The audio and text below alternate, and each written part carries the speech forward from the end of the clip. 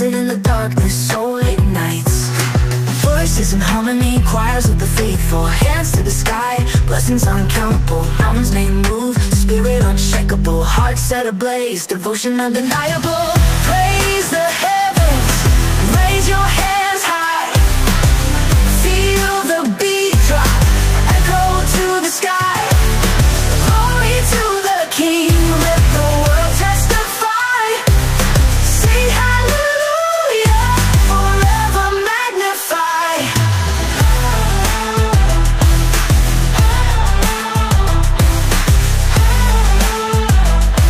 Forever magnify. Seeking peace where the valleys grow deep, grace in the waves when the tempests don't sleep. Scriptures in the mind, wisdom so steep, strength from the Lord, promises I keep.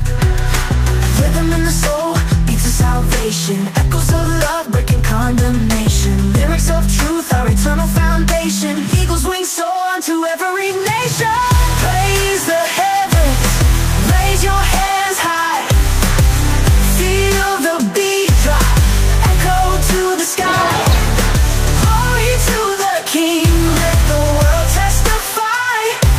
Sing hallelujah, forever magnify.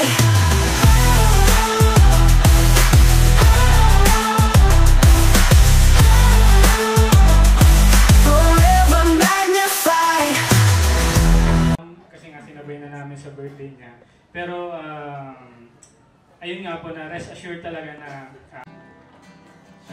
oh Jesus,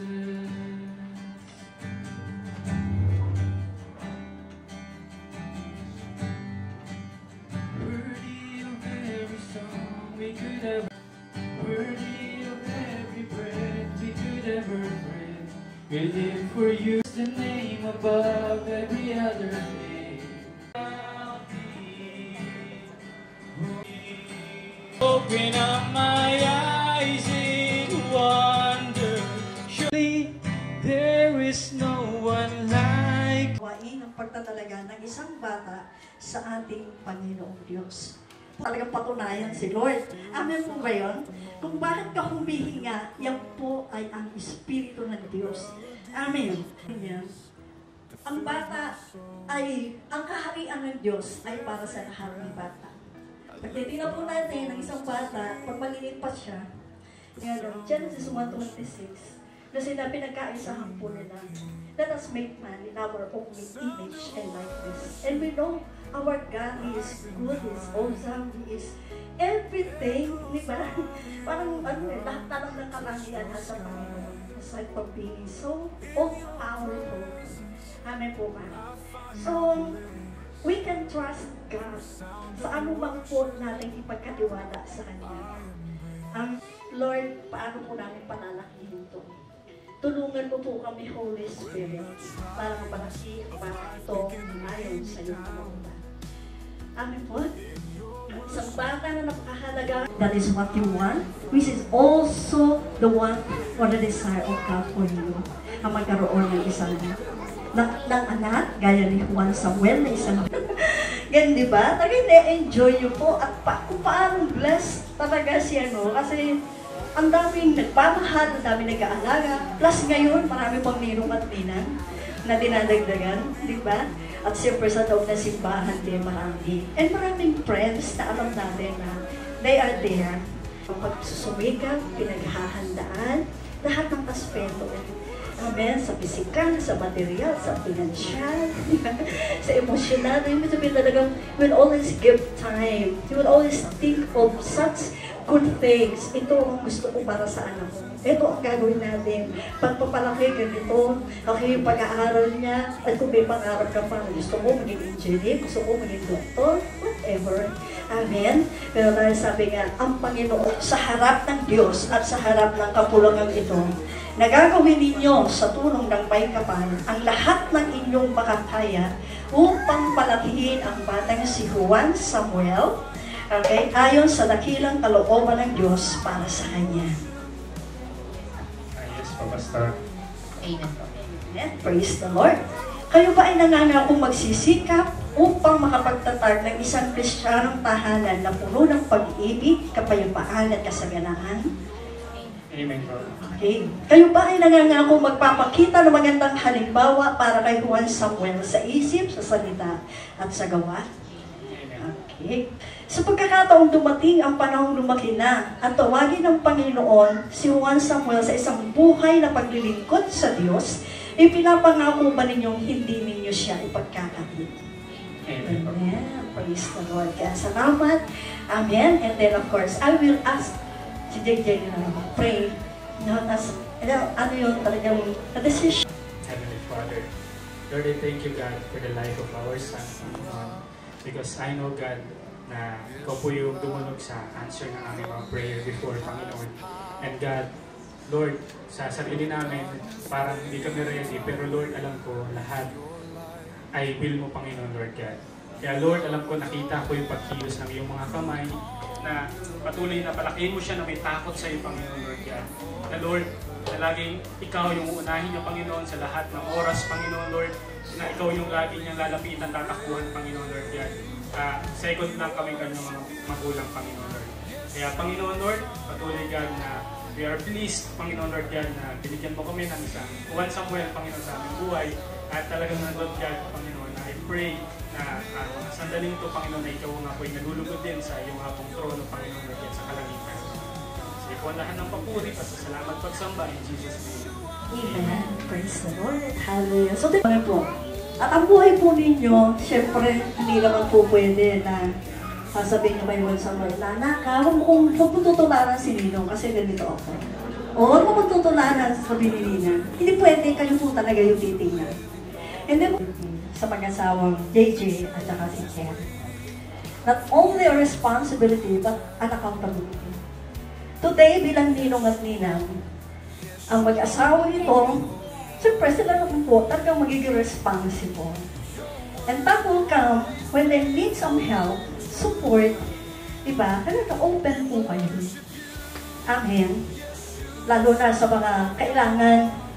Kasi pag sinabing ninong, ay, pag-birthday, kailangan may regalo. Pag Pasko, kailangan. Talagang Lord, una, diba? Sa lahat ng pag-uuna po, sorry. And right now, Lord, diba? Nagbigay yung praying for Juan Samuel. Kahit wala mo pangailangan, yung maalala mo siya araw-araw. Amen. Kaya habang dumadami yung nanak mo, talaga kailangan masipag kang manalangin.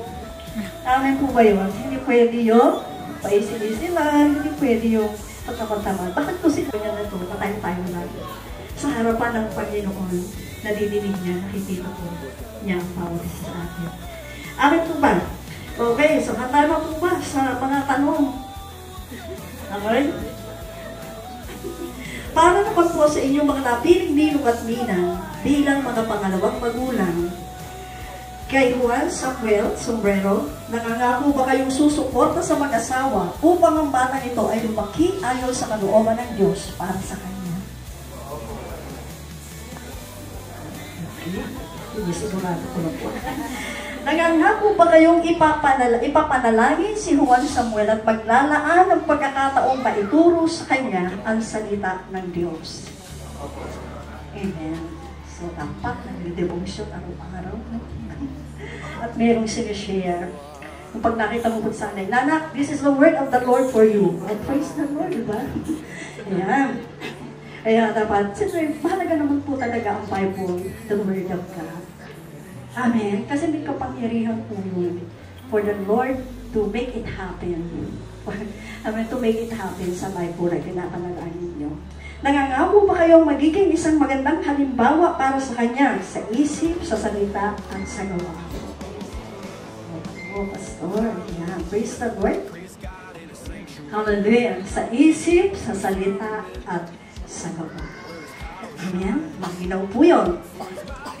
Ngayon ay kabahagi na pangalawang magulang para kay Juan Samuel. Greatness divine. Praise the Lord with the sound of the trumpet, with harp and psaltery dance and rejoice, with timbrel, cymbals and stringed instruments.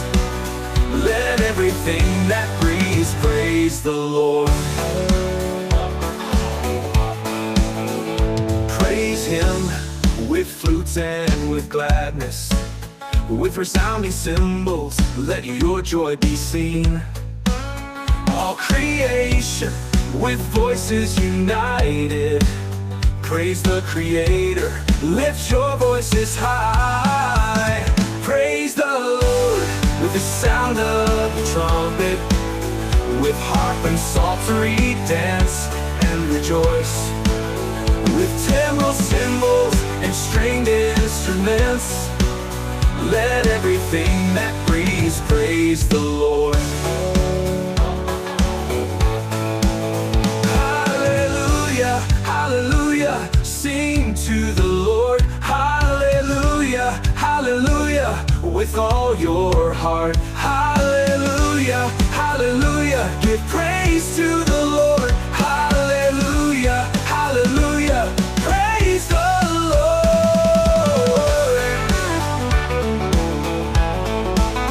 Praise the Lord.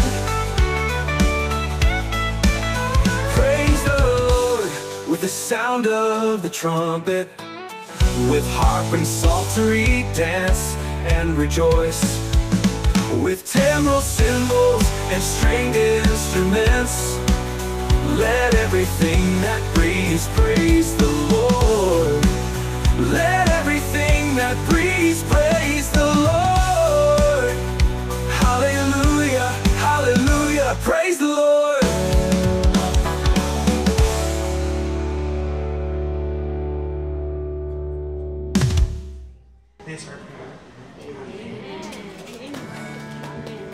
So, ang apoy na yan ay nagsilbing buhay, at ang buhay ay dapat ay naging liwanag. Amen? Praise the Lord. So, pwede na po pa kayo sa malinaw po yung responsibilidad at ang mga pananagutan. Okay, so siyempre, hindi naman po may iwasan na talagang mayroong mga naimbitahan po. Mga mahal sa buhay, kaibigan, kasama sa church, opisina, o sino pa man. Tuwang Samuel ay lumaki ayon sa dakilang kalooban ng Diyos para sa kanya. Nangangako ba kayong inyong ipapanalangin si Juan Samuel upang siya ay magkaroon ng personal na relasyon sa ating Panginoong Jesucristo at upang siya'y lumaki